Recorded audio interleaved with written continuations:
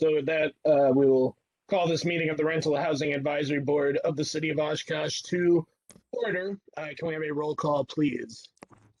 Erickson. Here. Christensen. Garrett. Here. Gulan. Here. Hutchison. Javaltis. Lord. Here.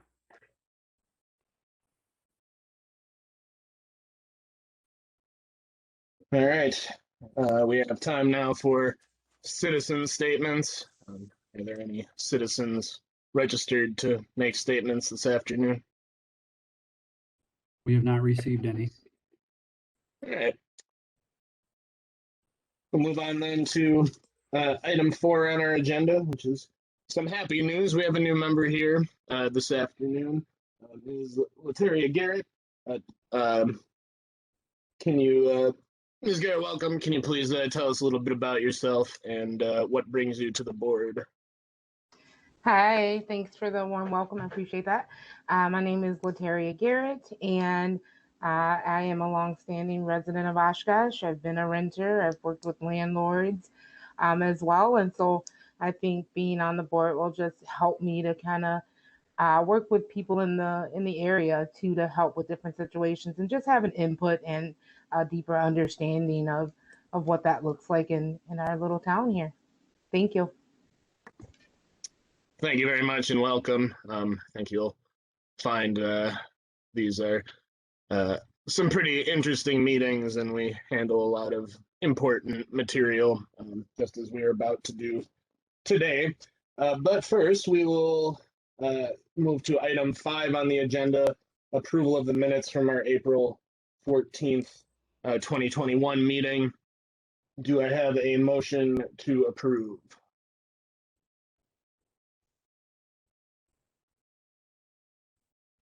Make a motion to approve.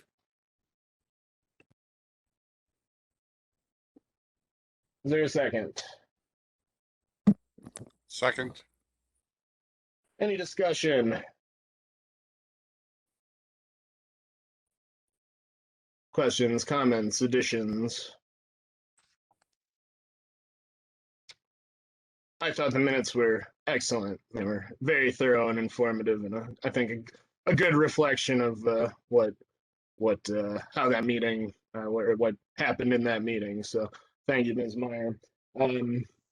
We'll then, I guess, vote to approve as written the minutes from the April 14th meeting. So if we could have a roll call vote, please.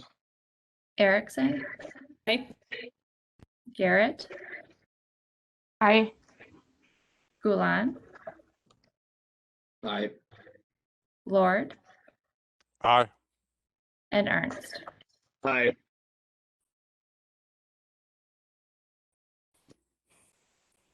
All right, brings us to item 6 on our agenda, the AdvoCap rental assistance update. And we have once again Ms. Lou Shear from AdvoCap to give us some news she describes as both, was it like exciting and scary? So. And we only have Ms. Shear until 4 o'clock. You're mute. Yeah, you are muted, Ms. Shear. Sorry. There we go. It'll go longer if you can't hear me. I just want to again remind you that the WIRA documents that we're keeping are coming through the state of Wisconsin, and unfortunately I was not able to pull down the most current, meaning from tonight's extraction. So this information is from last week. And the difference between WIRA and the RAP program that we ran last year has to do with the fact that Energy Services, Inc. is also taking applications throughout the state of Wisconsin. So I've been able to extract numbers from them, but they're a little bit more raw than the way that they present it for us. But just to give you an idea, as of the extraction on June 2nd, the state of Wisconsin has spent $30,033,207. We've spent that in 7 weeks. When we had RAP, it took us 6 months to spend that amount of money. So that's an interesting statistic. And I said, that's kind of exciting that we're happening, helping more people, but it's kind of scary at the same time that we have that much need. The state of Wisconsin has helped a total number of 8,940 households and over 24,000 people with these funds that we are able to pay utilities and utilities arrearages, rent and rent arrearages, lot rent and lot rent arrearages. And they're working on a way to get water bills paid. So that'll be new if we can figure out how to do that. 70% of the households served throughout the state of Wisconsin are earning 30% or less of county median income. So we know those are, pretty substantial amount of people who have very little income that they're living on. Of that 30 million, AdvoCap has spent $1,235,396, helping 349 households. 9 of them were in Calumet County for a total of $29,512 of assistance. 145 were in Fond du Lac County, and that totaled $512,422. 8 of them were in Green Lake County, $24,665, and 187 were in Winnebago County for a total of $668,797. That's 54% of all of the money that AdvoCap has been able to assist with. When we add to it what Energy Services, Inc. has paid, we have almost, and I say almost just because, like I said, the numbers come to us in a little bit sketchier form. Approximately $1.1 million have been spent on residents who live in Winnebago County. And $661,000 has been spent in the city of Oshkosh alone. So 60.1% of the money spent in Winnebago County is coming into the city of Oshkosh. Now, I would say that has a lot to do with the fact that we were successful with RAP money in Winnebago County, and the landlords remember that. And I think it's the good news or the good spreading of information that we've been able to do.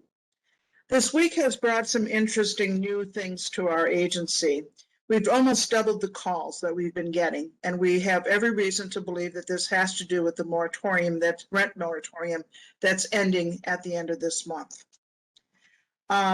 What we're also getting is more referrals to our PASS program, or people achieving self-sufficiency, which is quasi case management, if you will, for people who don't have case managers, because they're finding themselves in situations that some are due to COVID, some of them are due to the setback COVID provided to their family, and some of it's just due to life in general, and people are finding themselves more and more in crisis.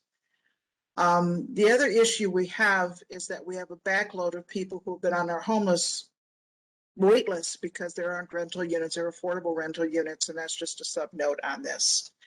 But we are gearing up, we're hiring, we have 3 more people starting next week who will be working 30 hours a week, and this is all they're going to do. There'll be no other responsibilities because we feel that it's going to take that kind of time to help people. Calls, as I have mentioned to you, can last anywhere from 45 minutes to get general information and applications started to almost 3 hours by the time we get through with all the documentation. But what we're doing is we're also screening for a lot of other needs and questions about resources in the community at the same time. People are, as I said, people are in crisis, and people who didn't expect to find themselves in crisis are just not sure what to do.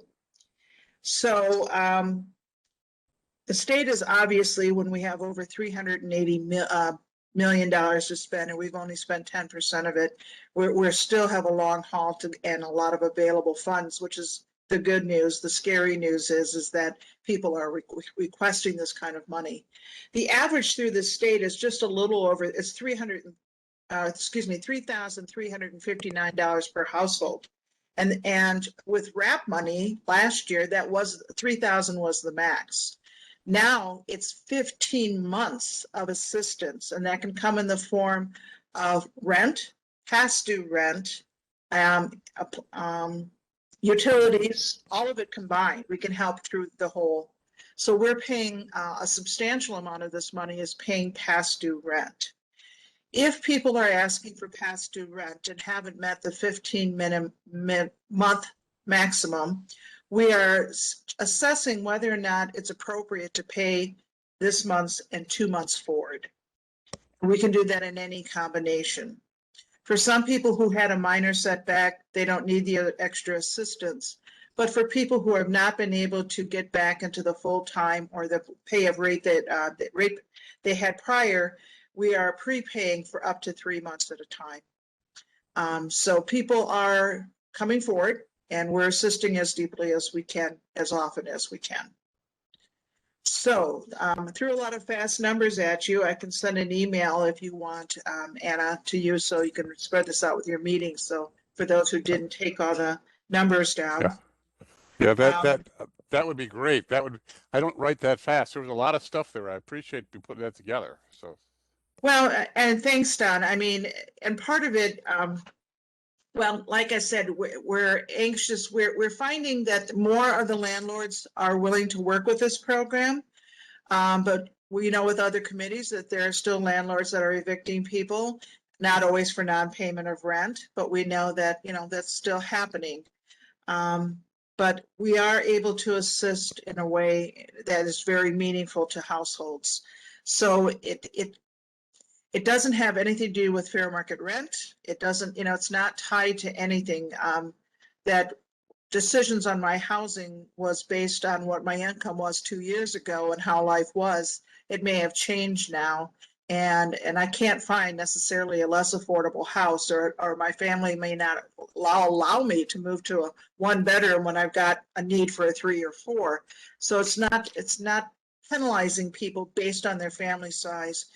And I'm going to say that was a concern we had with the RAP funds earlier, is that it was 3,000 max, no matter how many people or how much the rent.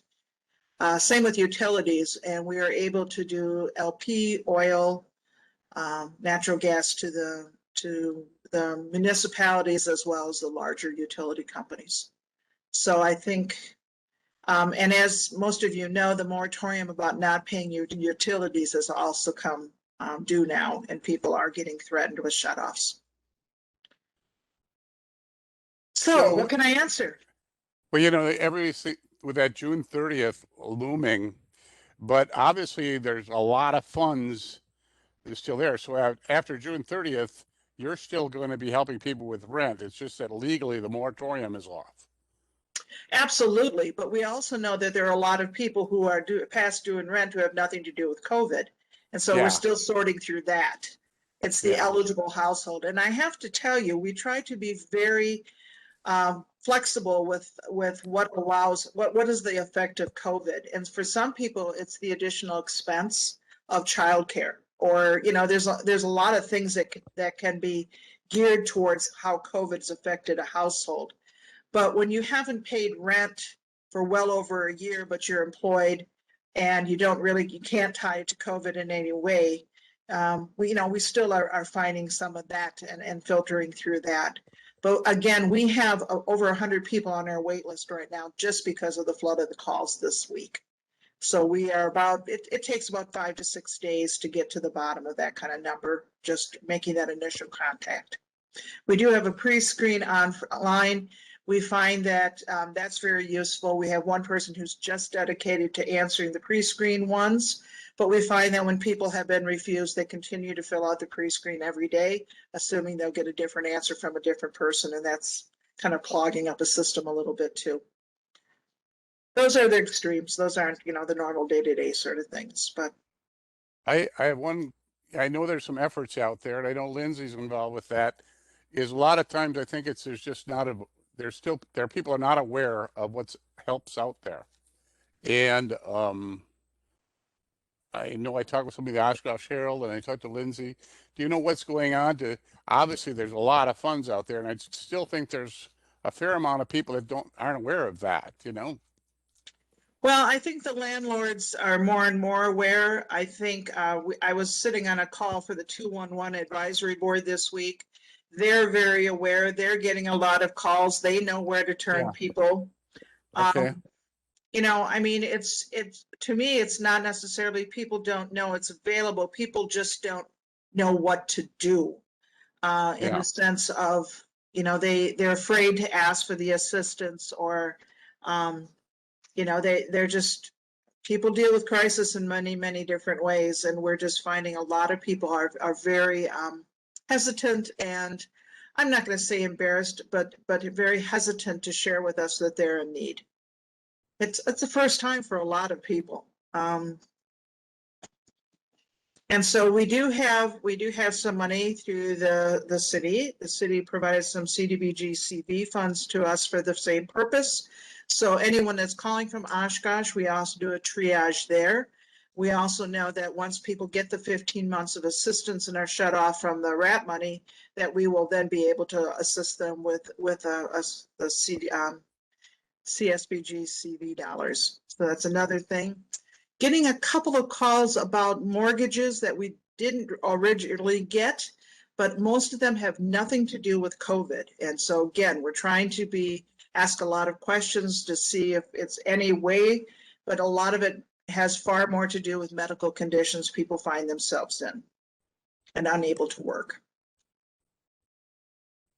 We'll have an ad in the Oshkosh Herald next week and the week of the 23rd, alerting people that the moratorium ends on the 30th and to contact AdvoCap, fill out that pre-screen. So one question I had, so you mentioned the $30 million spent in the state in 7 weeks.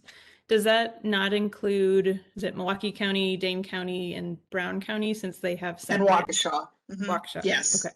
Yes, that does not include those 4 metropolitan areas. You're right. Thanks. And nobody seems to know what they're spending. That's not part of it. They don't seem to have access to that information. So.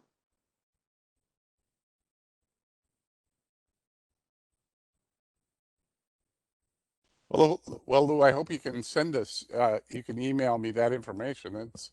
I'd like to. I'll send it to Anna, and I suspect she can include it with the minutes for everybody. I was going to do that originally. I kind of held out till noon to see if I could get any new data off of the state website. We just couldn't pull it today.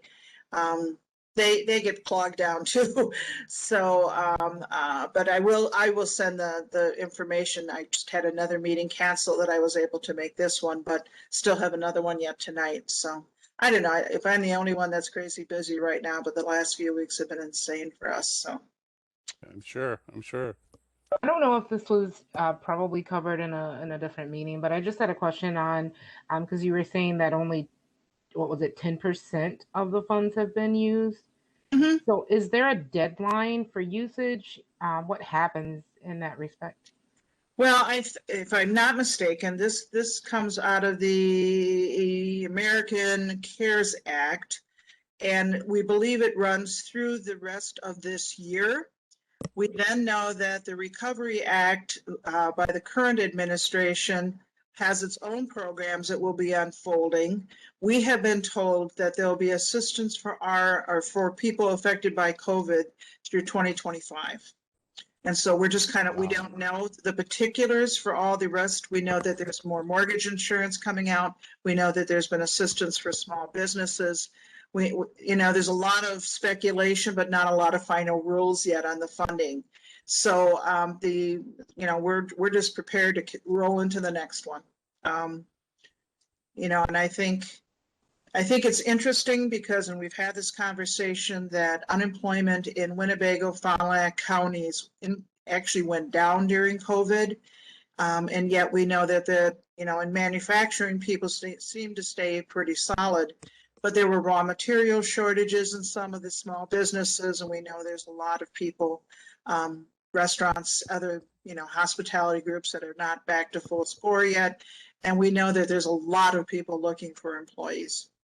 Just trying to find more people to employ, but as I said, we do have a number of people in our community who have been very strongly affected by COVID, either by having it or not I mean, we still have families that had half of their income reduced because somebody had to stay with the children while they were going homeschool and was unable to go back to work because of the split schedules. And I mean, there's just so many scenarios out there with how different homes and households and what they're doing during this time. Thank you. That definitely helps kind of Thank catch you. me up a little bit. I appreciate that. I assume that if the money is not spent, it will be redirected because this was all federal funds. So I suspect that either it will be redirected to other states who have a higher need, or it'll go back to the federal government. Lindsay, and those ads that are running, you're distributing those for social media as well. Or, you know, with the Oshkosh Herald, are those going to be available?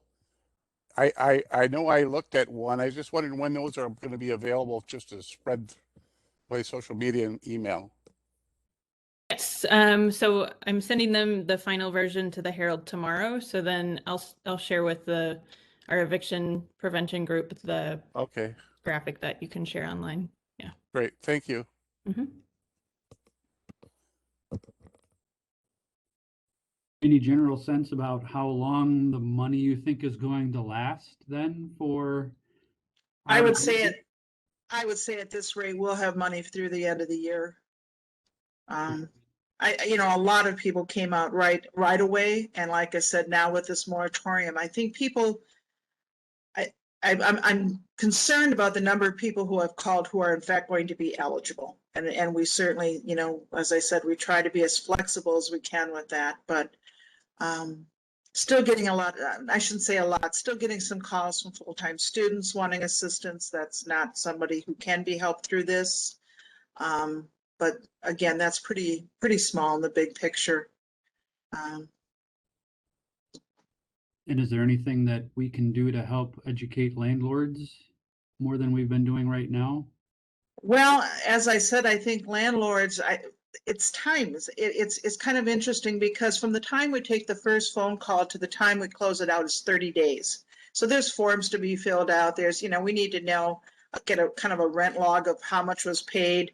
You know, so there's some time allowed, but we're having a very difficult time getting everybody to return their paperwork. And then if it's a day or two, that's one thing, we can extend it. But when it becomes, hey, you know, I started this 3 weeks ago and, you know, where's my payment? And we haven't gotten any of the paperwork, it's frustrating. And so, you know, not every landlord keeps, Don, I'm sure you find this surprising, keeps a great rental log of income and how, you know, when I paid my rent every month. And so that becomes difficult for them to provide that information to us. The larger companies, of course, have software that can help with that. But we're delighted that the landlords this time seem to be more willing to work with the program. We've only had a couple who've all absolutely refused on a particular client and said, I'd rather not accept the payment if that means I need to keep them staying here and living here. Because there's other issues besides non-payment at that point. I guess the people I'm concerned of are the majority of nationally affordable housing is provided by mom and pops and only have 1 or 2 units. And so they don't really keep an eye on things very close, you know. And I actually got a phone call from the Chamber of Commerce that somebody called the Chamber of Commerce asking about this program. And so I thought that was interesting that the Chamber of Commerce got calls on it.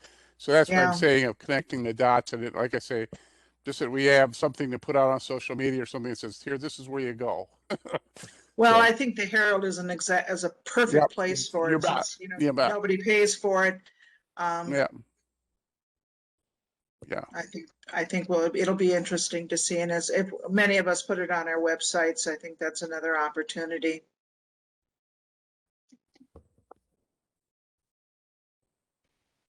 All right, are there any other questions or comments from Ms. Shear that will have to be asked and answered briefly? Just thank you very much, Lou. You bet, Don. Yes, thank you. My pleasure. Like I said, we're happy to help, and like I said, it's interesting because AdvoCap is theoretically a live 211 for a lot of people, and to be able to have some other backup programs that assist people with helping them give direction. We feel like we're really making a difference in lives of our community members. And so that's what we do. That's what AvoCap's good at, and that's what we're doing. So we're proud to be able to help, and I'm happy to report these numbers. I wish we were saying it was zero, but it's not. So, but people, hopefully landlords are feeling comfortable with this funds, and it will keep people housed. And that's the whole purpose of it, is to prevent homelessness. All right, look at that. I still have time to right on the dot. So, All right. Thank you very much, Ms. Shear. thank you. Thanks. So we'll move us then to item 7 on the agenda, rental inspections update. Everyone, I want to make sure you can hear me. My microphone is.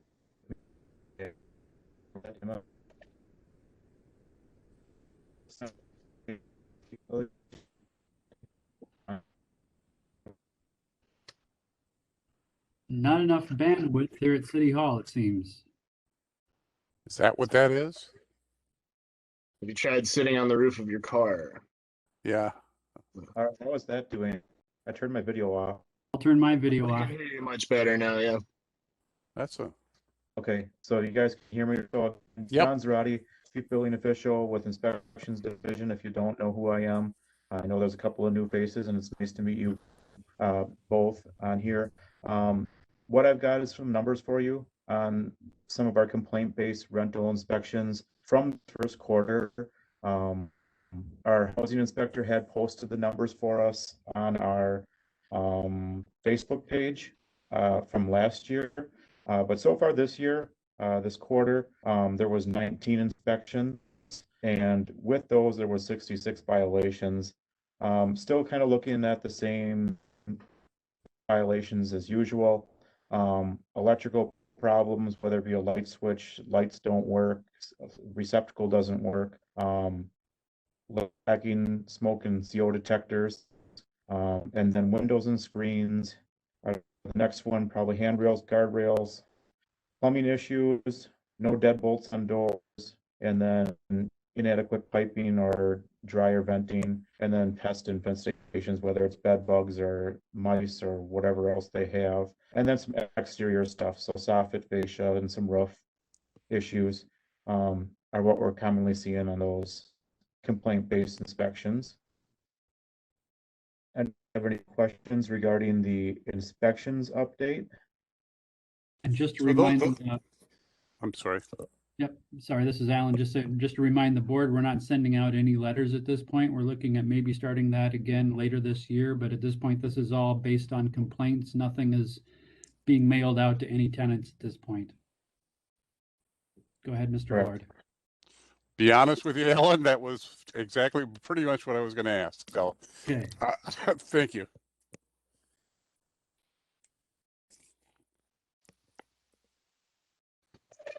Any other questions for Mr. Zarate on inspections?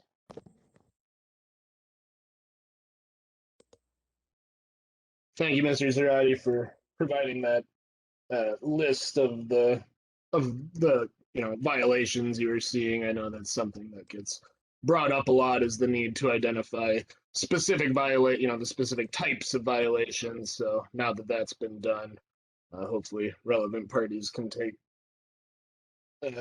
further action now. But if there's no other questions on inspections, we'll move to item 8, social media update.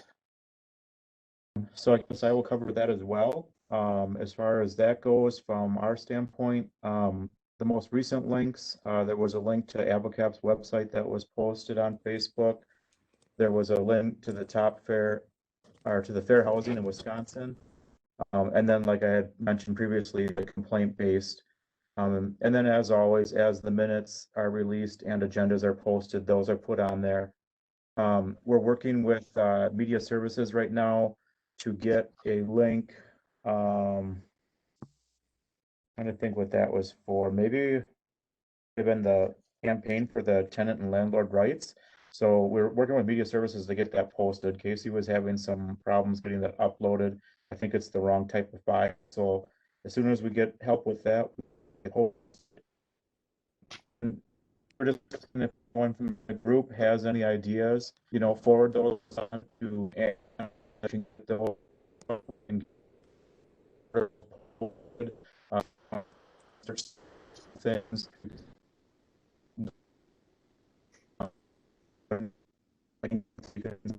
You're cutting out, for Mr. you. Zarate. Can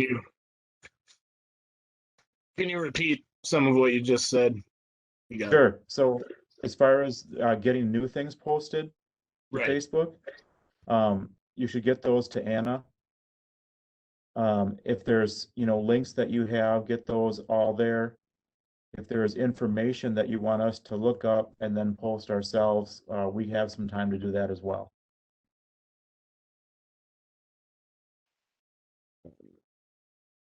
I did have an idea for content, but it's more pertaining to like the division generally rather than us specifically, but having to do with the programs the city has available to help with like the rehabilitation of housing, through the low interest or the zero interest loans and stuff like that.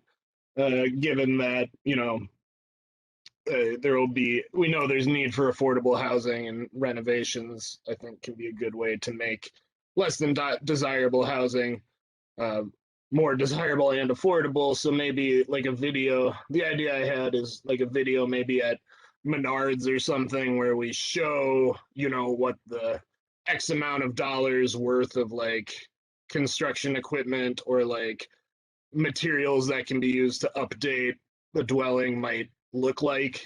So then people can kind of get property owners can get kind of a sense of what those loans might be used for.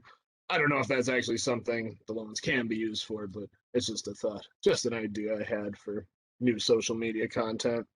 So I don't know. This is Alan Davis. I'll chime in there in that just recently, Greater Oshkosh Healthy Neighborhoods and city staff did a program about an hour long about the different housing programs that we have, and we have posted that on the city's website and social media. I'm not sure it went to the rental or the building inspection Facebook page, but we could certainly link that. Sure. I think promoting the rental assistance, and then the tenants' rights materials and probably fair housing, kind of, and those services, and maybe like a sort of a rotating schedule of posts just to keep them out there, keep them going, keep people engaged might be a good like strategy for our social media. Mhm. So. I have a Yeah, question. follow up So, on for Lindsay, now when you are advertising, it's strictly like the ad that goes out tomorrow in the Herald. That is strictly for the assistance, like through AdvoCap, that kind of thing. Or are there other things like check out our advisory board on Facebook, or is it strictly for the AdvoCap program? So the ad, it'll be in next week's Herald and the week after. That is strictly related to the eviction moratorium lifting. So it's just referring folks to AdvoCap's program, and also to call 211 if there's other resources that they might need. So it's pretty basic information of just, try to keep up on your rent if you're able to, communicate with your landlord, see if you can work out a payment plan, and then call AdvoCap and 211 for other resources. But I can share that with Anna too when I send it out tomorrow to post. Yeah. Okay. I think that would be a good idea. Anything else on social media? We'll move on then to item 9 of the agenda, virtual or in-person meetings.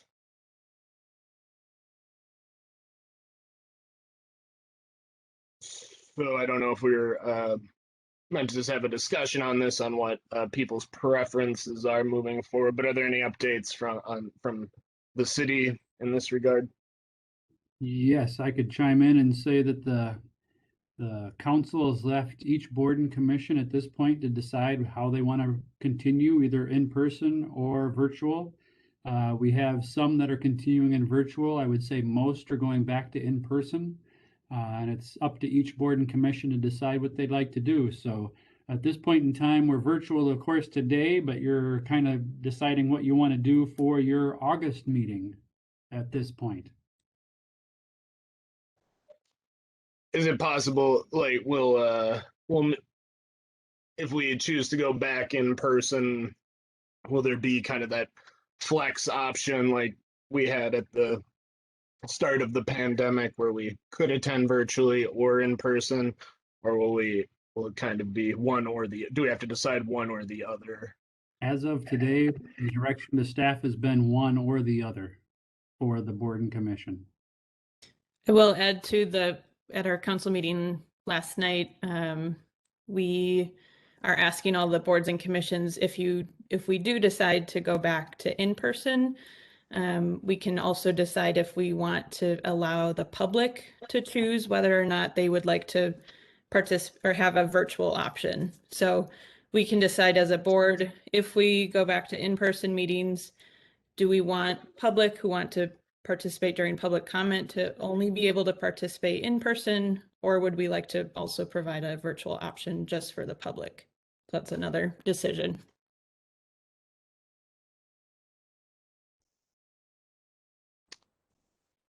Does anyone want to? I think we should all participate in this particular conversation. So we just kind of go down and get everyone's current thoughts. I'll go first, I guess. I have no problem returning to in-person meetings. I think the virtual citizen comment option seems just a little odd on first blush. Like, I'm having trouble imagining how that would work functionally. But if it increases participation, I think that's good. So I'll wait to hear y'all's opinions on that to form my own, I guess. But those are my current thoughts. Would like to go next? I can just say I'm open to either. I think the other two boards that I'm on are going back in person, but I'm open to either option. I will say for council meetings, we're back in person, but we do have a virtual option for the public.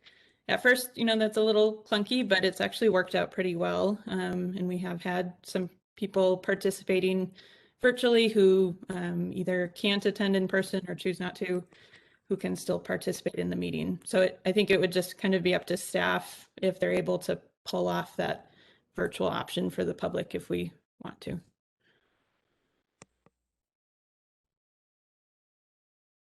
I'm fine with either.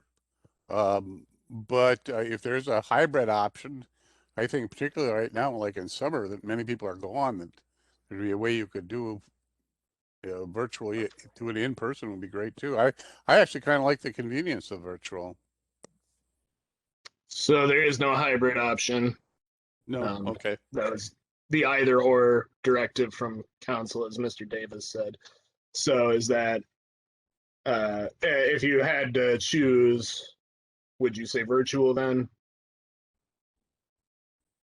Mr. Lord? Yeah.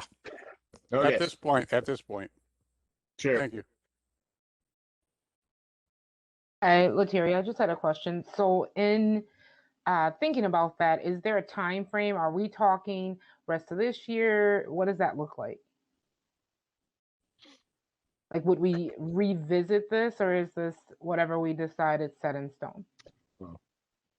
I think the idea is we make a decision here, and then if the need arises, I presume we could revisit it at some point in the future. But Okay. that's just conjecture at this point. Okay. I would vote for virtual as well. Okay. It's Linda, and I would like to meet in person. just because I want to see people's faces and lots of other reasons too. I prefer, I'm old school. I'm not comfortable with being on the computer like this, so I like to meet in person. Linda, you seem like you're very comfortable all the time. You don't look like you're uncomfortable. Well, guess what? I was late coming on because I didn't realize we had this new WebEx thing. And then it took me forever to get on. So there we go. I do think I don't have a problem coming in, I have no problem coming in and meeting in person, but I do find the convenience of this beneficial. Today I came in late because I was stuck in traffic, but I was able to get on my phone and then listen, to the majority of it. And then when I was able to get to my computer, I was able to log in actually. So the convenience of it is pretty nice. It is only once every 2 months, so it's not the end of the world to do it in person, but I do think that it's more convenient and it probably has more, we probably have fewer vacancies when it's virtual. And also, Linda, I'd be more than happy to meet at a bar if you want to just do some in-person stuff later. We can't violate quorum rules or else we'll get in trouble. Oh, man. All right, Mr. Gulan? Yeah, I'm kind of with Todd. I mean, I'm all for going back. It's just the convenience of the virtual right now is a lot easier. Like I said, I'm still at work. I mean, I could obviously make it, but there's a better shot of me making it on time here virtual than getting to from Fond du Lac up to Oshkosh. So for me, virtual is better currently, but if we were in person, I can obviously make it.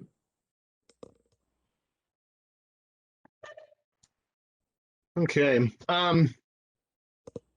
It seems that the majority of the board favors virtual attendance outright.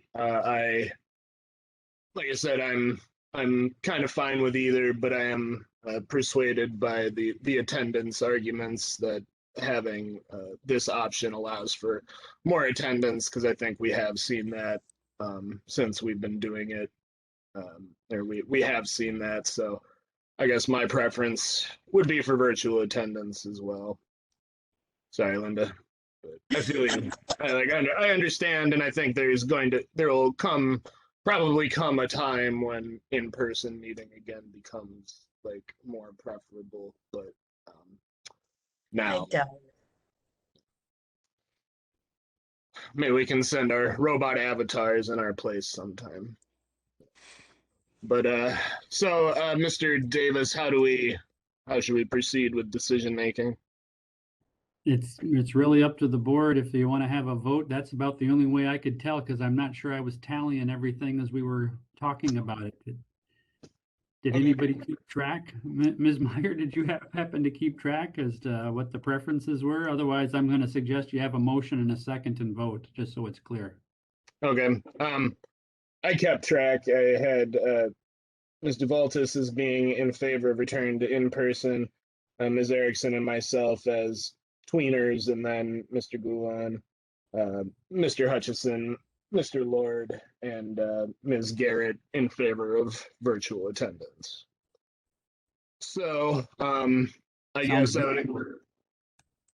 would accept a motion then to vote to decide to keep virtual meetings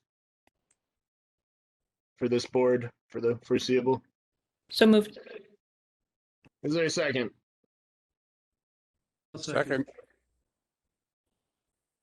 We'll have a roll call vote, please. Erickson, Aye. Garrett, Aye. Gulan, Aye. Hutchison, Aye. Javaltis, No. Lord, Aye. and Ernst. Aye. All right. Thank you, everyone. We will stay virtual then and hold everyone to their ability to attend as a result. So, thank you as well. This moves us then to item 10 on the agenda, elections for chair and vice chair. So we're at that time again. I suppose we will accept nominations starting with the chair position and moving on to the vice chair position.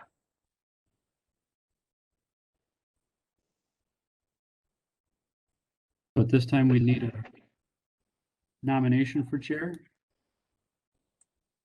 I nominate Tim again. Okay. Thank you. Any other nominations for chair? I would nominate Lindsay. I'm sorry, what's that? I said that I would nominate Lindsay. I don't know if I can. Can I, as a council liaison? Alan, do you know? My guess is probably not. I've never Yeah. seen that. Yeah, I don't think so. Sorry. I shall withdraw my nomination of Lindsay.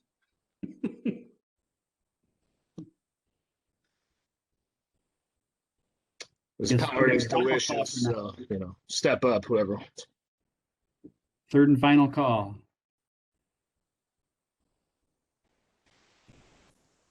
If that's it, then we probably need a motion to close the nominations and elect the only candidate nominated at this point.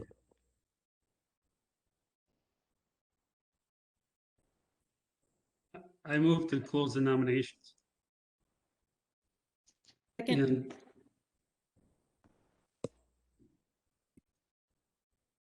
so I would move to elect Tim Ernst as chairperson of the Rental Housing Advisory Board. All right. Take a roll call vote then, I think. Erickson, Aye. Garrett, Aye. Gulan, Aye. Hutchison, I Javaltis, Aye. Lord, Aye. Ernst. Hi.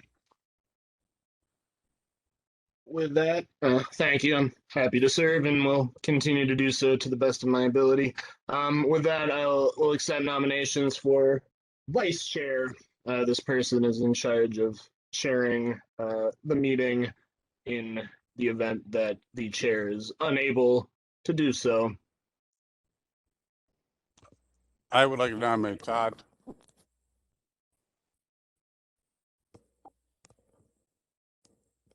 thought, who is our vice chair currently? I thought it was Lindsay. No, it's Mr. Garcia, and he recently resigned. Yeah, so it's vacant presently.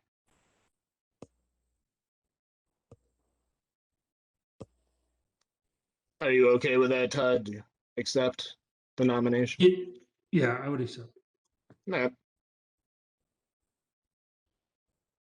I'd second that too. Anyone else?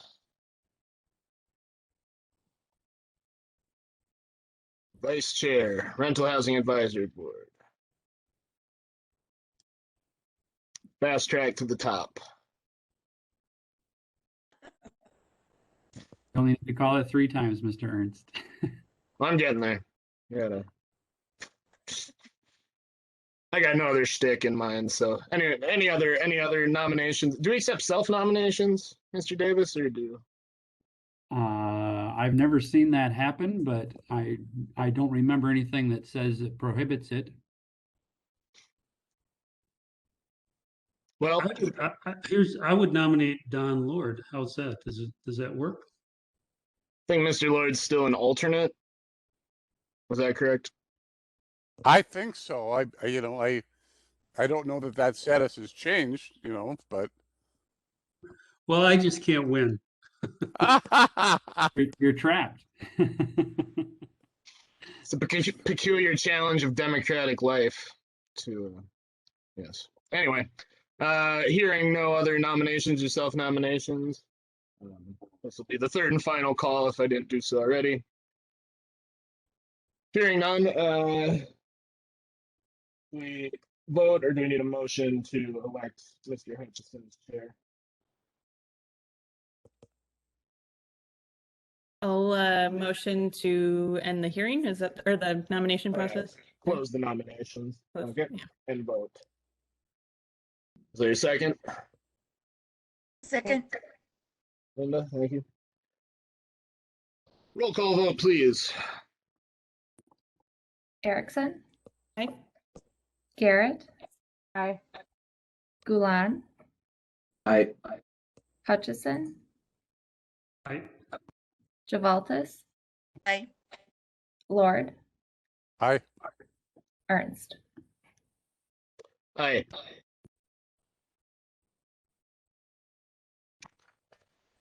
All right, thank you, everybody. This brings us then to item 11 on the agenda, Winnebago County eviction data update. Yes, I will can show this one. So I think in your packets, there's data that I sent to Anna. It's on like page 13. If you're looking at the lower right-hand corner of the page numbers, or page 14 of the PDF. I can also share my screen in case anyone is watching. So if you can see all this, this is data that we're pulling from for the Winnebago County Eviction Prevention Task Force, which a few of us, Don and myself, are part of. So we've been updating this monthly. So this shows the number of eviction filings each month for the past few years. So in the month of May of this year, we had 61 total evictions filed for Winnebago County. You can see on the this right-hand column, this is the average number each month from 2016 through 2019. We didn't include 2020 in that average since 2020 was just a different year. So you can see we're slightly above average for the month of May for 2021. You can see down here the total number of evictions filed so far. And then I did include a graph that shows the total number of evictions filed each year in Winnebago County. So we're at 209 so far for 2021. There's also a graph that shows, I think I've shown this in the past, but just again for 2020, it kind of shows all of the different eviction moratoriums that happened and how that may have impacted the number of evictions filed in 2020. So that's in blue, the evictions filed in 2020. Behind that in gray is the average over the last 3 years. So we're still under the CDC eviction moratorium through June 30th. And we are headed into, or we are in the typically the highest number of evictions throughout the year. It's usually in the summer months in Winnebago County. And from the last meeting, I know a few folks asked about comparing filings to actual eviction judgments that went through. So when a filing happens, that doesn't necessarily mean that it sided with the landlord or the tenant yet. It has to go through the court process. So judgments mean that the court sided with the landlord and that the eviction actually occurred to the tenant. So we pulled for the last couple of years. So you can see the filings column, the judgments column, and then I did the percentage. So this is the percentage of filings that actually resulted in a judgment. So lots of data here, but you can see I did do the average for each year. Typically just under 20% of eviction filings actually result in a judgment, or the eviction actually occurring. So I think we could. Can there be a judgment, like an eviction without a judgment, or does it have to have it? Yes, so it could be, like thrown out before it gets to the court process. So the commissioner could decide that, I don't know the legal language, but it may not get to the actual court process. it's, Maybe yeah, they, it's mediated in some yeah. way. I've heard a lot. Don't have any experience in this, but I hear a lot of evictions get solved in the hallway of the courthouse. Mhm. You know, Yeah. so Yeah, and that's some of the work. We have the Winnebago Conflict Resolution Center on our task force, and that's a lot of their work trying to figure out, can we mediate some of these cases so that we can, solve the problem before it ends up in an eviction, which is costly both to the tenant and the landlord. So we'll be updating this data. You can see each month, and throughout 2020, it was kind of interesting to see that it was definitely more, variable throughout the year of how many evictions were actually going through the process and actually occurred. So I will stop sharing my screen. And if anyone has questions or suggestions of what other data you want to see, feel free to let me know. I was just found really- it extremely curious that the number of filings versus the judgments are. I didn't realize that at all. I thought that once it got That to the didn't- eviction course, Yeah, that doesn't surprise me at all. And that was one of the reasons why I had asked about it last time. So, and that's really interesting. So thank you for bringing that in. I have one other question. Is okay, it doesn't result in a judgment in 80% of the time. Okay. Now there is a process for getting that off your record. If it didn't involve in a judgment, does anybody have any privy knowledge? Because obviously that judgment filed can be on there for a long time, but I know if there isn't a judgment, that can be removed from your CCAP.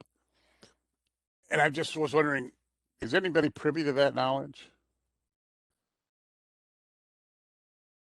I'm sorry, Don, I didn't understand. Are you talking about the filing or the judgment? Well, if there's a judgment, that can stay on your record for 10 or 20 years. Okay. Well, Until it's out. But if there isn't a judgment, I believe it can be taken off the filing goes away in like 2 years' time, which would be extremely beneficial to people if there isn't a judgment. But I don't think that knowledge is out there. there is a new program that just started last month. I don't have it off the top of my head right now. God, it was on the news where people could get certain crimes expunged, like as of a date in May, and evictions judgments was one of those. And it was like to help people be able to rent easier, things like that, or get jobs. So it's a program that started out of Madison. I apologize, I don't have the name of it off the top of my head, but it's a brand new program. And maybe I'll get Anna that information. I probably have it written down someplace on a piece of paper, in another room. But yeah, a brand new program can get those off now. I know the law was changed just a few years ago that I think also if it doesn't result in a judgment or the judgment is paid, that doesn't stick around forever. I just looked it up. The Tenant Resource Center has a page about this. So in April of 2018, if the eviction case, so the law's changed, if the eviction case was dismissed and there is no docketed money judgment, it'll be removed from CCAP after 2 years. But if there was a writ of restitution where the tenant was actually evicted by court order, it'll be removed from CCAP after 20 years. So, but I don't know the process for if you can, how to request it get removed earlier, if that's even possible. I don't know. Yeah, like I I don't want to muddy the waters here, but I do think that it can be on there for 20 years, but I think you have to renew it after 10 if the judgment hasn't been paid. But I don't, that really wasn't the question. I know it was the 2 years, but just very interesting data, so I was a little surprised. And I think there's a lot of ways you can interpret it too. So if only 20% of the filings are actually coming through as a court ordered eviction, does that mean, you know, many are getting mediated or solved before that? Are there filings that may not, you know, have grounds? How are the judges interpreting these cases? There's lots of different factors that could go into it. And I don't know if we know all of that yet. I'd be interested to find out how many are solved when, just like this thing on June 30th, there's more phone calls. I think when people have that eviction court date is when they finally say, let's get serious and let's figure this out, you know, so. I've got a question that is with regard to landlords. Are there certain landlords that evict people? Or are we aware of this, that evict people more than other landlords? Like it's sort of common that they engage in that behavior? I hope it's not the case, but do we know that information?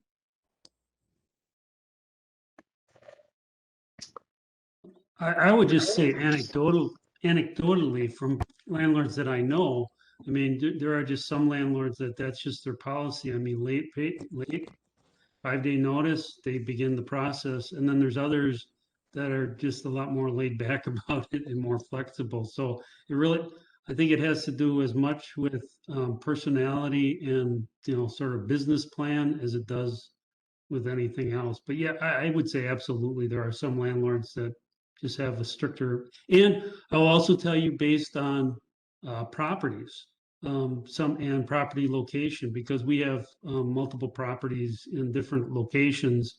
And some of these properties we have a stricter policy on than other properties. But in part because of, you know, it could be the demand. If it's an area that's high demand for rental and there's low vacancy, the policy is move people out. If it's an area where you already have high vacancy and you're already struggling to keep, which isn't very common in most places now, but there have been times in history where you've had problems even keeping a place occupied. So in those cases, you're more lenient with people paying late or something like that. So it really, yeah, it does vary. And I would say absolutely it depends on, and even the part, as an example, again, for us, and this is all anecdotal, but we're in partnerships with different people, some nonprofit partnerships, and some of those nonprofits are, you know, they really want to make sure that tenants aren't evicted. They want to do everything possible. Then there's other partnerships where that's not the case, and they're just looking more at the bottom line. So it really does go case by case on not only the landlord, but the property and the location. I think a lot of it is getting on top of the situation real quickly. I think I'll talk to landlords if there's the tenant's 4 months behind, or the problems get so large, then they go to eviction. It's a lot of times is getting on top of things right away. And I've never had an eviction, and I'm only a small landlord. I got 12 apartments. But generally speaking, when there's a problem, you try and get on it right away rather than letting it get out of control that you end up in court, you know. So, and it's not that you don't ask people to move. You just ask them. It works out better to ask, you know, this isn't working out, and it's not going to be on either one of our records, you know. So, and most people are pretty reasonable about that. So. Linda, I think you can look up, I mean, you potentially could just research in CCAP and find who is filing. I mean, that's labor intensive, but the data is there, or that information is, some of that information is likely there, right? So can get kind of a sense over time. Of course, like COVID kind of outlier, you know, is an outlier in most regards. So I don't know. And there's some landlords that don't have that very strict screening criteria, so then they're taking people that are at risk in the first place.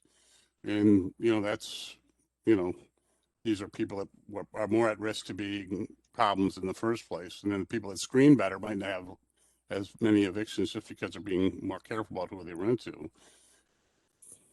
Lindsay, your data is so good. You don't have, do you have the ability to hone that in for Winnebago County?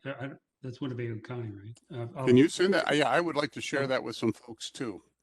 Well, Yeah. And who's actually, you know, like, it would be interesting to see, is 99% of those eviction filings to landlords, or is it kind of spread out? That would be kind of curious.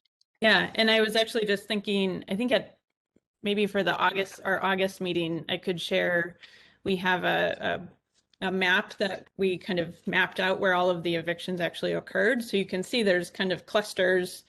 Obviously, Oshkosh has a lot, but if you look countywide, there's a big cluster in Menasha and different areas. So I can bring that for the next meeting too. But yes, I'll share this data well, it's in the packets, but I can make sure to bring it again next meeting.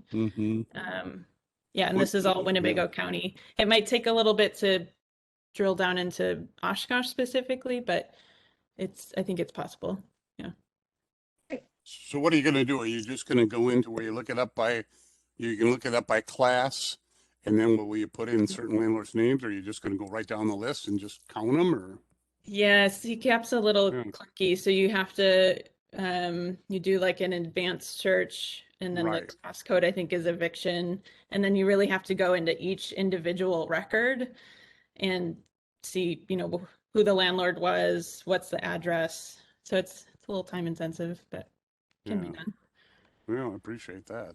Well, the other thing that will skew that a little bit is a lot of landlords would hold properties in separate LLCs, and if it's under the separate LLC, it might not show up as the same landlord.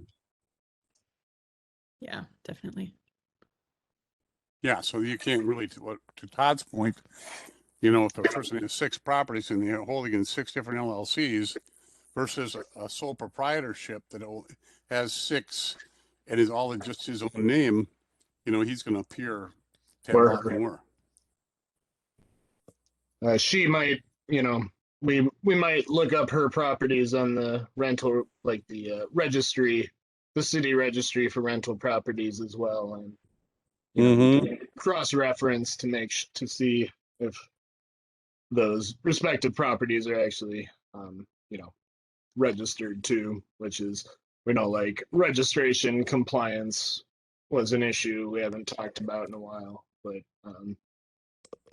was an issue at one point. I have no reason to believe it still isn't. Or I have no reason to believe it's resolved. All right. Is there any other questions, comments on the eviction data?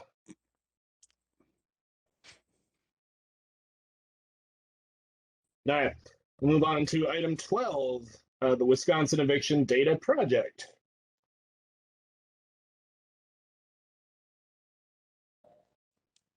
I don't know if this is me, but I'm happy to share about it because I've looked at it in the past. So there is if you just I think you can just Google Wisconsin Eviction Data Project. It's a kind of the Interagency Council on Homelessness is tracking on a monthly basis the number of eviction filings and judgments. So basically the same thing I just showed you, but on a statewide level.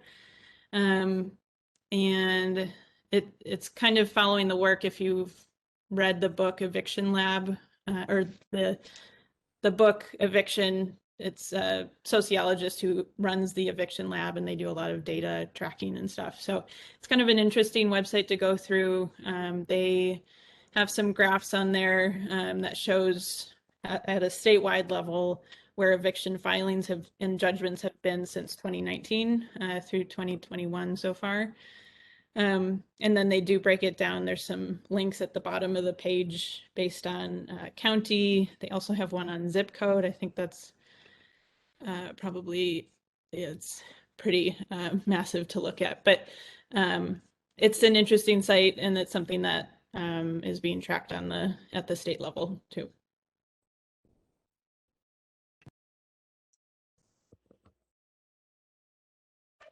Yeah, I took an opportunity to look at on the website the monthly, I think it was updated in June, the evictions filed versus judgments, and we see in Winnebago, interestingly, filings in Winnebago County almost doubled from April to May, according to this, whereas every other county except for Fond du Lac and Rock, it looks like, had roughly like the same, Portage County, but I mean, 35 to 61 is seems like a pretty significant jump. And even though the number of judgments has stayed relatively consistent, and that would seem to be echoed, at least in part, by what we learned today from AdvoCap in terms of the amount of people coming forth to try for assistance. Any comments or questions on this very good data?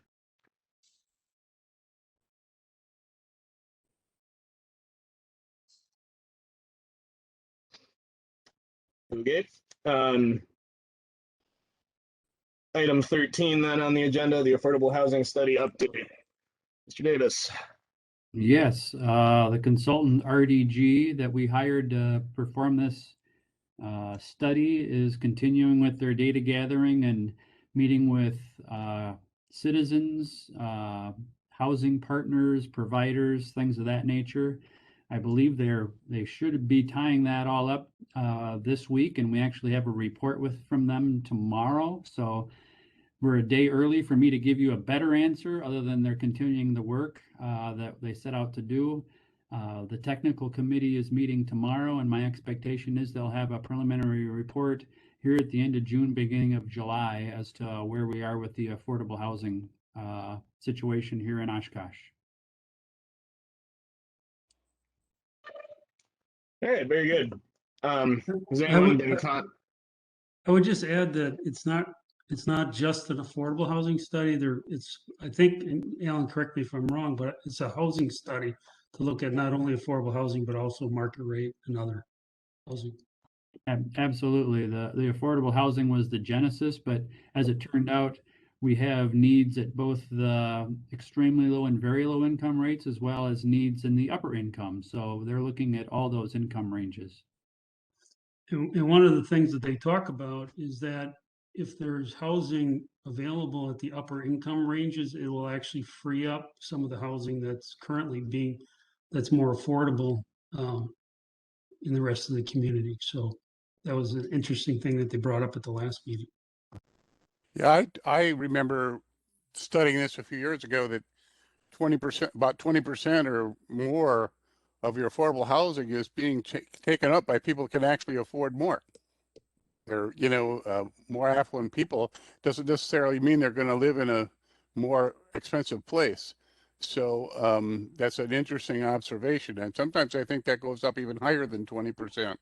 But I think I've heard it kicked around anywhere up to like 28%. So yeah, that was what they brought up, and I don't remember the specific number that they had, but it was essentially that if you're not providing that option, then people are taking what is available in the market, and that's essentially taking affordable housing from people that really need it. I think they're also finding that because people are staying in their homes for longer periods of time, older adults, seniors, that's also kind of tying up the housing that would have otherwise been available to people. So it, because of some of the ways that people are able to live more independently as they get older, that can trickle down to affect younger generations too. well, the other thing is too, you can't build affordable housing right now. I mean, when you look at some of the rents at some of the new stuff, it's like almost double as your older natural occurring affordable housing in your older neighborhoods. So I don't think you're going to build your way out of it. You really got to look at those old established neighborhoods and see what you can do with them,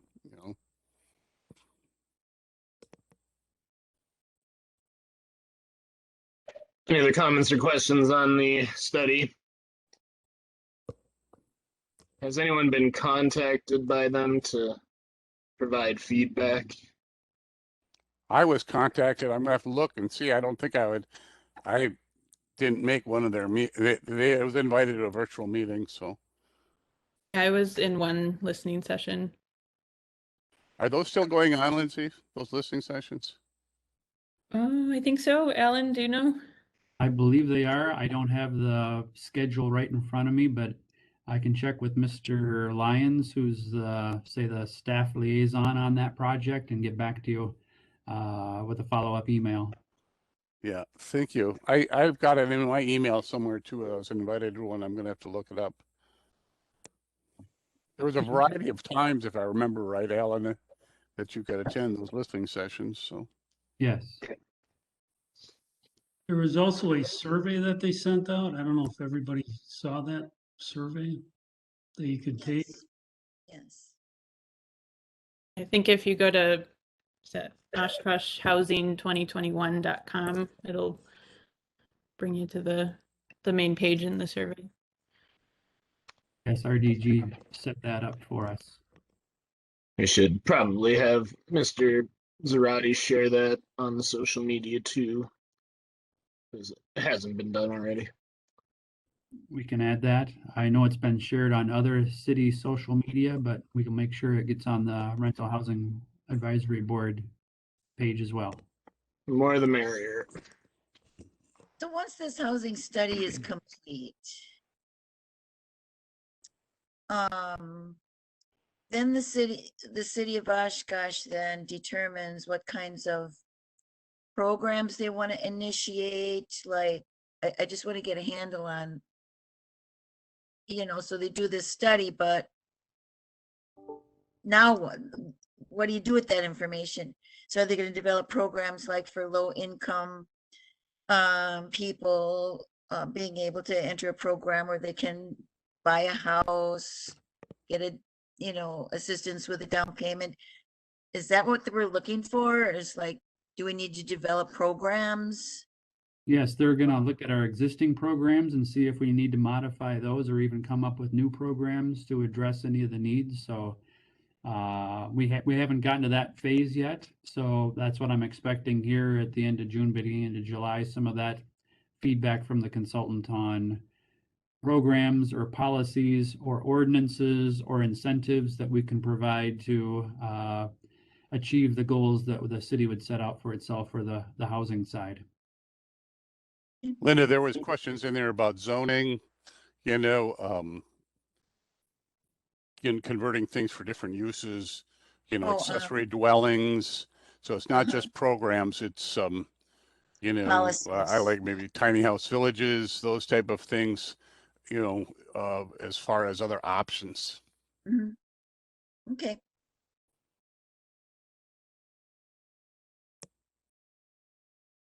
Any other questions or comments on the study update? All right. We'll go then to. Put that on the agenda for next time, maybe. It'll stay on the agenda, yes. Yeah, Okay. for sure. All right. Item 14, public information campaign on landlord and tenant rights. So, to fill in Ms. Garrett, in lieu of attempting to pass a tenant bill of rights for the city, we decided as a board, with some public input, that the bill would not do much to resolve the actual issues that it isolates. So we resolved as a board to try and develop a public information or media campaign focusing on informing both landlords and tenants on their rights, as well as providing them with materials and resources. I think that's sort of generally the goal. I was hoping we have a little more time to have a bit more robust discussion about what your ideas are for those of us that have been thinking about it for the last 2 months, what some of your ideas are or priorities, topics you want to cover, media to use, things of that nature. I have a few ideas, but I'm particularly interested in what the landlord members see as, problems that could be addressed through this campaign too. So we'll open the floor to discussion. Well, I always like Mayor Palmieri's idea of the welcome packet. And I always thought if we could make a packet available that when you fill out all your paperwork for the lease and whatever else you have in there, smoke detector notice and everything else, that you could have these available to give that to people with their paperwork that they're filling out when they're starting their tenancy. You know, I like to, give them, that state book on landlord tenant rights.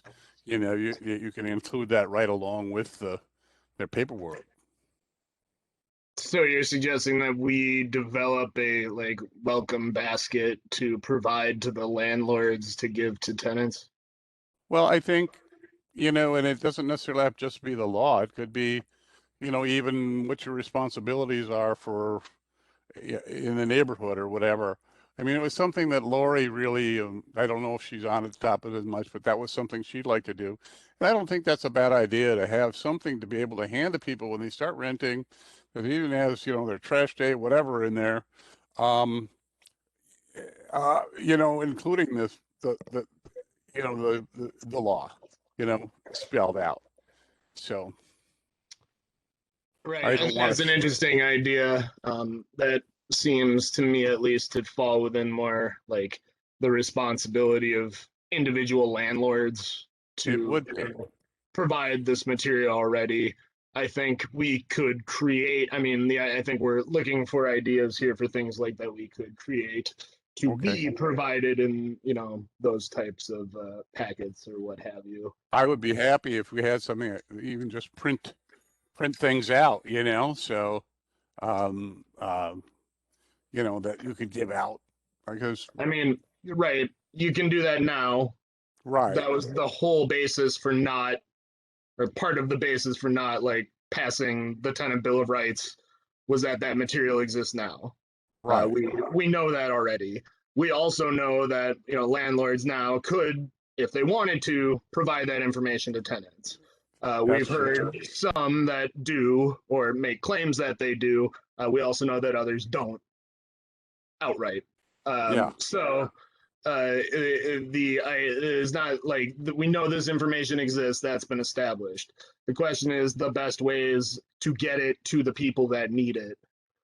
So what I meant when I asked, like, what are the problems that you need addressing by you, landlords, Mr. Gulan, Mr. Hutchison, Mr. Lord, the apartment association, like, what are the issues that you felt were, balanced out the other issues faced by tenants in this community, right? That was another basis for not passing the bill, was that it's unfair on both sides sometimes. So the one example that was given was sometimes landlords can't make it to court. I don't know what we as a board can do to alleviate that, but what are some of the other problems that you all see in terms of like landlord tenant power relationship imbalance? We need to identify those problems before we can isolate potential solutions and strategies to educate and inform. I don't know. Maybe we have an FAQ page. Commonly asked issues and solutions. That What come up are the frequently. commonly asked solutions and questions? That's what I'm trying to get at. Let me give you one misconcept. Okay, I remember at the state they get, I don't know, 1,300 landlord complaints every year, and the second complaint they got was about getting evicted in winter, and there's nothing on the books that say that there is not evictions don't stop in winter. So what I'm trying to say is sometimes I think just clarity. And another thing is I can see people that have you have to have 12-hour notice to enter an apartment, okay? Unless the tenant says you can come in earlier, or if it's an emergency. But you'd be surprised how many people, there's a misconcept of what is the law. And so that's why I think it benefits everybody when you have a clear, concise thing of what Which actually way the law is that problem running? What's that? Like you said, there's a problem with understanding the law with Well, I just think what I'm saying is, which way is that problem running? I don't understand. I think, I don't know. I've seen things go from people saying that the landlord can't come in at all to 24-hour notice, 12-hour notice. those type of things. So what I'm trying to say is a packet that explains tenant landlord rights is actually a good thing, because a lot of people don't know exactly what it is, but it is already out there. Like I say, that state packet is pretty good. So Yeah, I'd like to add something. When I was reading through this on page 2, it says, local housing codes generally establish the standards which rental housing must meet. A landlord must maintain their rental properties under the requirements of local housing codes. Okay, so I would think if we're gonna give this packet up to people, that those local housing codes need to be attached. Otherwise, it's general information. I mean, it's legal, general legal information, good information, but it's not specific to Oshkosh. So I think that's one of the problems with this. It's not Oshkosh specific. But anyway, we could make it more that way. By adding that one list of common violations that we see or whatever. But I don't think this packet is all inclusive, not quite yet. Just to be clear, we haven't decided on a packet. Like that's not that's not necessarily the plan here. I just mean this. I'm just talking about this that we were Yeah. given. Yes. So it's just a handout. Okay, so it's a long handout about the state law, which I don't, again, it's just, yeah, it needs to be revamped, made smaller. I mean, we have brochures in the past that we've used in the past that kind of reiterate this information. I think part of what we talked about last time was updating and like redistributing those to local, the places where they would be most useful to vulnerable communities. So I think, well, here's some of the things that or some ideas I've had, or things that I think are important to do, is like identify the vulnerable, the vulnerable populations. So who we're talking about here, so we can deliver the message directly to them. In order to like craft and frame the message appropriately, we need to know who our parties are, but that is somewhat complicated in this instance, because you have there's a great variety and great stratification in the classes between like landlords and tenants. The message, it is a message that applies to a lot of different people, right? Not just landlords or tenants, which is, why I think it's important we isolate some of the important issues so we can direct our message to them specifically. In terms of getting the message out there, well, before that, so like I think just questions about evictions and proceedings, like policies in general, how the eviction proceeding goes. I think entry is definitely one. Local housing codes is another one. I think that issues pertaining to landlord retaliation are common.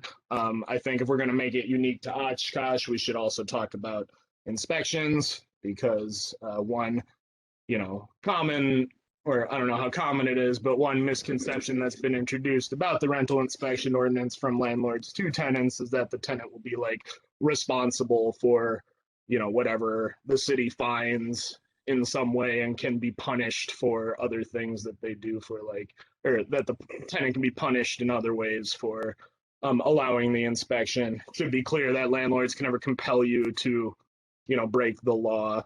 To get this message out, so here is kind of my vision, is a poster, like a flyer, that can be hung in a variety of locations. So I'm thinking public spaces, obviously, library, YMCA, etc. Particularly places where our vulnerable populations go.